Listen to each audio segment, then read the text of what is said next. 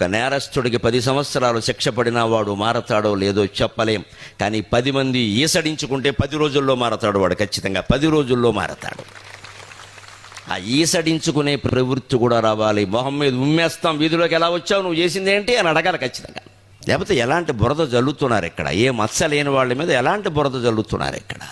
వ్యక్తిత్వాలని ఖూనీ చేసేసేలాగా మనం సహిస్తూ ఉంటాం చక్కగా. ఎందుకంటే మనకెందుకు. అయినా నేను మొహమాటం లేకుండా చెబుతున్న సందర్భం వచ్చింది కాబట్టి నా విషయంలో మాత్రం నా అభిమానులు ఎవరు ఎప్పుడూ సహించలేదు. పెట్టాల్సిన రేవు పెడుతూనే ఉన్నారు, మొత్తం అంతా హాయిగా శుభ్రంగా పెడుతూనే ఉన్నారు. మొత్తం శత్రుపక్షం వాళ్ళు పారిపోయేలాగే పెడుతున్నారు, అనుమానం వెళ్ళా. సోషల్ మీడియా కామెంటరీలో కూడా మందే పైచెయ్యి, అనుమానం ఏమీ లేదు ఇక్కడ. ధర్మానికి నిలబడతారనే విషయం తెలిసింది మీకు అందరికీ సాధారణంగా నమస్కారం చేస్తున్నా. నాకేం మొహమాటం లేదు. స్పందించాలి. ఇష్టం వచ్చినట్టు మాట్లాడితే నమ్మడమే, ఏది పడితే అది. అలా కట్టుబడినప్పుడే ధర్మం లోకంలో నిలబడుతుంది.